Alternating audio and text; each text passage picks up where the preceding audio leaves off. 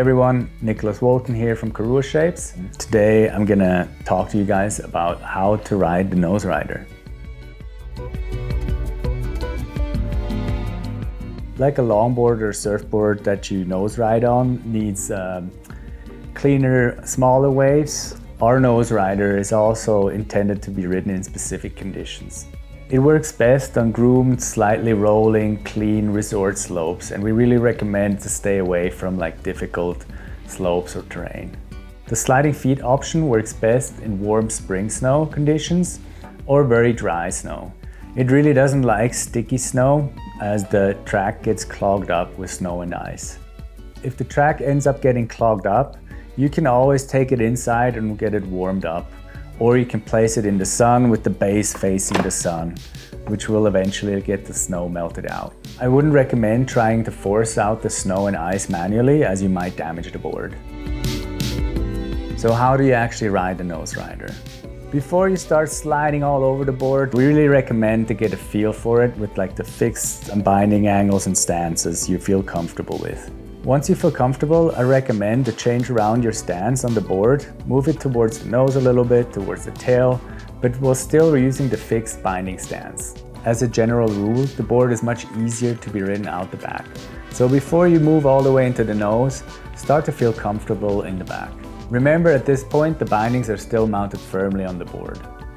Only after you feel comfortable in all the fixed binding positions, we recommend to move forward to sliding bindings. In the first step, use the sliding inserts only on your back binding. Having the front foot fixed and the back binding loose is the easiest way of sliding around on your board.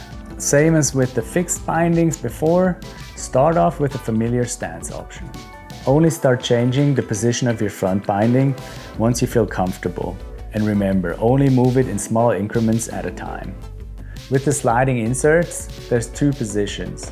There's the locking binding position, where by twisting the binding in your foot, you create friction and keep it in place. And then there's the neutral position, the sliding position, where you can slide the binding along the insert track.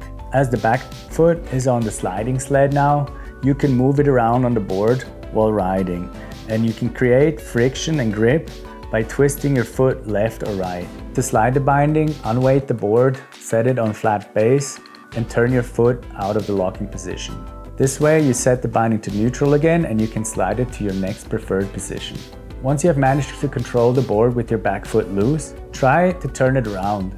Fix the back foot and slide the front foot. Again, start from a known stance that you feel comfortable with. Obviously, having both bindings in sliding mode is the most difficult setting and thus the last thing you should try. It is crucial to move your way up to this skill level step by step, as it involves more risk of getting injured.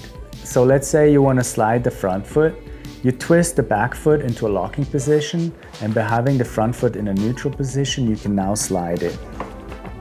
Generally, just keep the foot you want to stay in place twisted to create friction, and you can slide the other foot if wanted.